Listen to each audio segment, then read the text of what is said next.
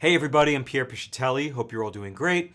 Today's video is going to be a fun one. We're going to discuss 10 essential sounds that every keyboard player should not only have, but know how to use and when to use. Let me explain. In a lot of my tutorials, I get comments such as, what keyboard sound should I use here? Should I use an organ, a Rhodes, a piano, etc.?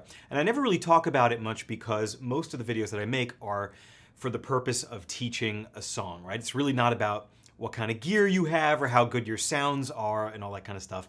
But I thought today would be a good opportunity to dig into some different sounds that I use as a working keyboard player and what I think you guys should also strive to have in your setups if possible. For the purpose of this video, I'm going to be using my Yamaha MODX. This has been my workhorse for a couple of years. I absolutely love it. It's super lightweight and portable, so I don't break my back going to gigs. But it's unbelievably powerful. It has thousands of different sounds. It allows for splits and layers and effects and tracks and like stuff that even I would never use. So this is going to be a great machine to use for the purpose of this demonstration. Now you can use virtually anything to get the sounds that I'm about to talk about. Even the most basic toy that you could buy is going to have pianos, organs, electric pianos, the stuff that we're going to talk about. So it's not so much about how much money you have or how fancy your gear is. Starting with the obvious, you should have a great grand piano sound. This will be your default and what you use most of the time. I like something that's in stereo, has a little bit of reverb so that it doesn't sound like you're in a bathroom, and it's a little bit on the brighter side so that it cuts through a mix and you can really hear it through a band. Something maybe like this.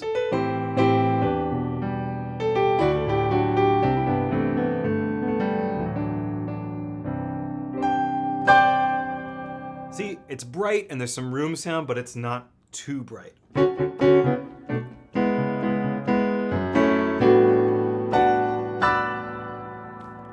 So obviously, you have to have that. The next thing that you need in your arsenal is some kind of an upright piano, something maybe a little bit dated, something that sounds a little bit out of tune.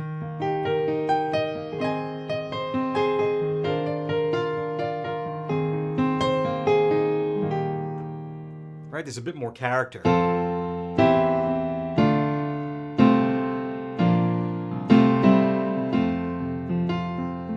Or this.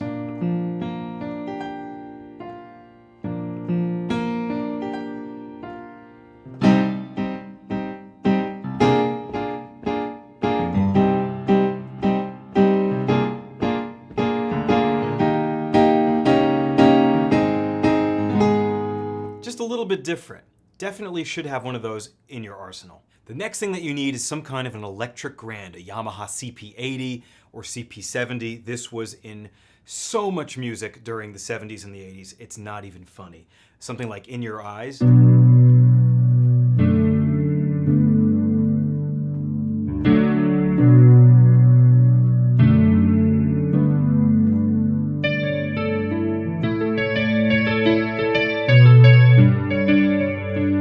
Right? Should sound familiar. Or this. Or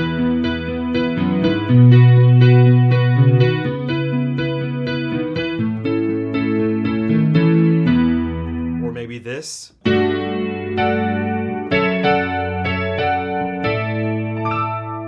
So the more you become aware of it, the more you'll start to notice it and hear it in so much of the great music that I'm teaching on this channel. You saw this one coming for sure. The Rhodes. You have to have a good Rhodes sound, but not just any Rhodes. You need to have a plain Rhodes that's nice and clear. You need to have one with a chorus, one with a tremolo or stereo vibrato, a couple different names for it. We'll get into that later.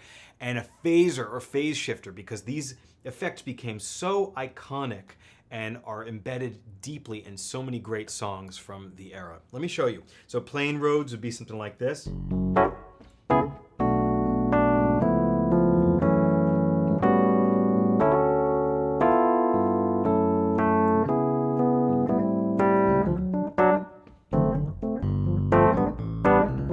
Right? That's just a Rhodes. Beautiful. Works for so much stuff.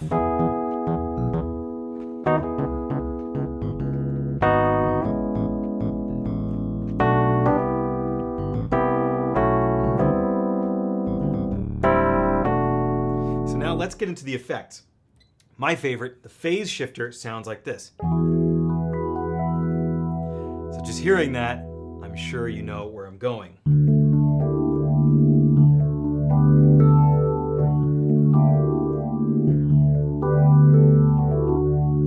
Or something like this.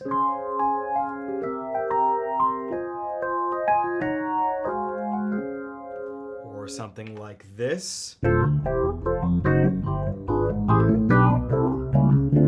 maybe this.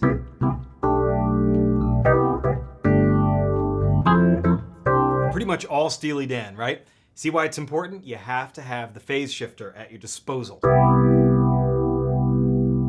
Hear that? Right? That kind of effect there, as opposed to the static Rhodes.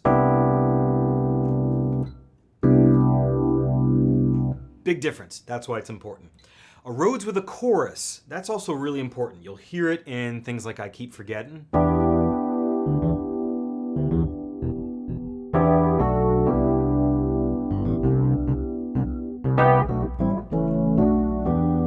Or you might hear it in things like Mornin'.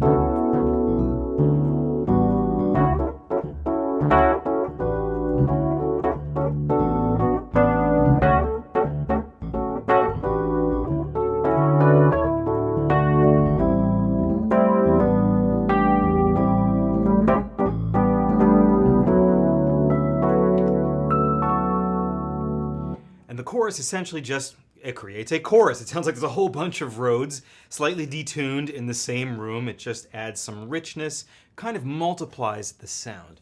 And the other thing which was built into a lot of Rhodes suitcase models is what they called the vibrato, which isn't really correct. It's more of like a tremolo passing the sound between the left and right speakers. Here's what that sounds like.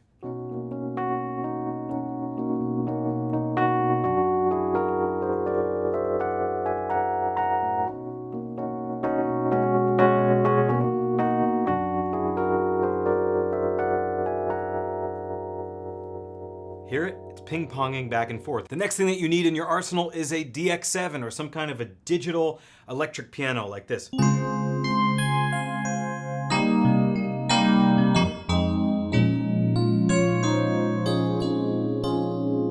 Heard on countless tunes.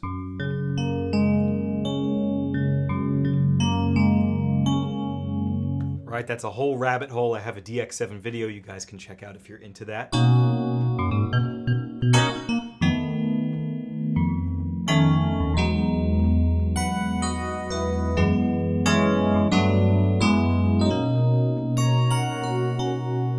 Beautiful sound.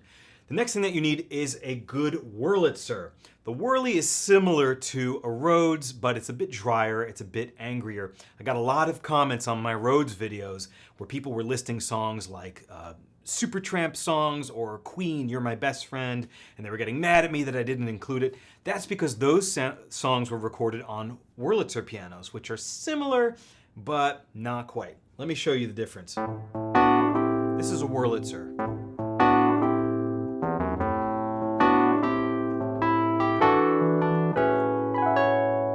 Hear how the sound decays quicker, right? All Supertramp songs use a Wurlitzer.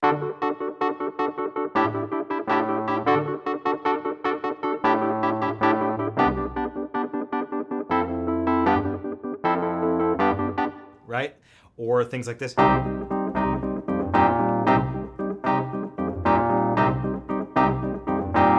Or Queen.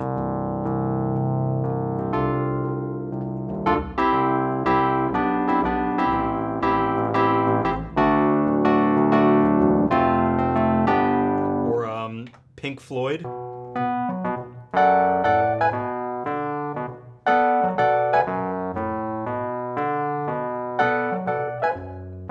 So a little bit different than a Rhodes. Let me just go back to the Rhodes. And here's the Whirly. See, the sound just decays quicker and it's a bit of a reedier, more nasal sound. So they are different. You need to have both. Now one of my favorites, the Clavinet, made famous by Stevie Wonder in Superstition and all of his songs.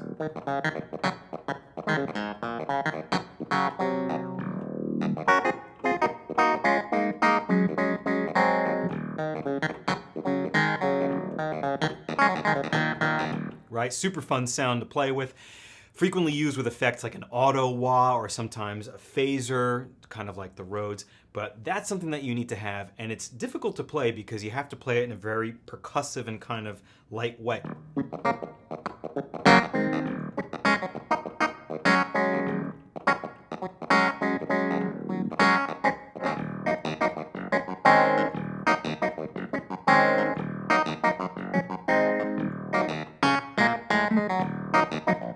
That kind of thing. The next thing that you have to have in your arsenal is a couple of good organs. Here's why I'm saying a couple. This is your standard Hammond B3 sound.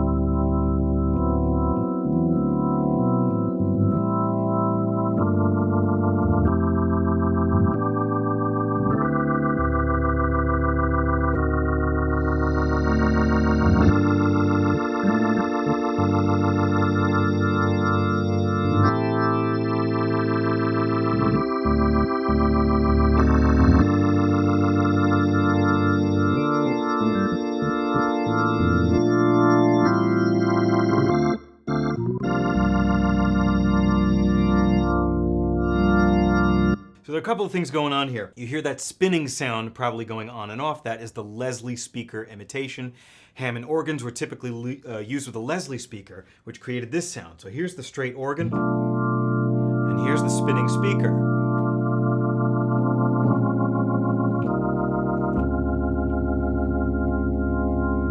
Now it's off. That's something you need to have to build excitement in your choruses or give variety throughout sections. Now the next two things we're going to talk about, it's almost sacrilegious to reduce these into two categories because synth sounds are, people have PhDs in this stuff and devote their lives to creating great synth sounds.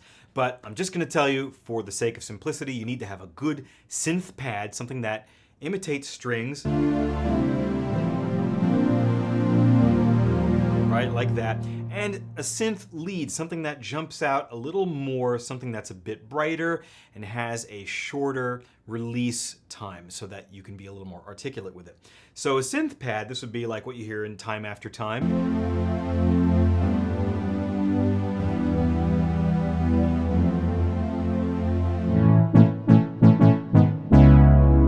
That you hear in Africa, that is a synth pad. That's more of a brassy sound. Or something like you might hear in, let's say, Billie Jean, like this.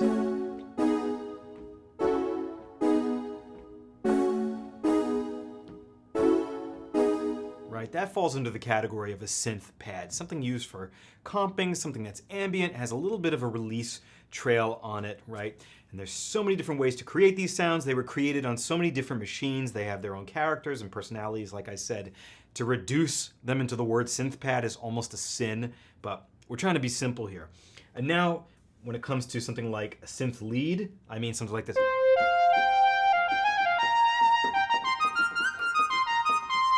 See, that's a little more articulate. I can play a solo line with it.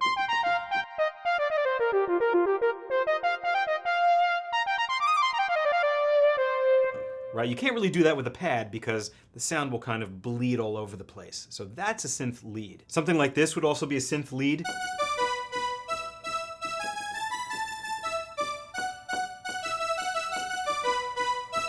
Everybody knows that. Or maybe this.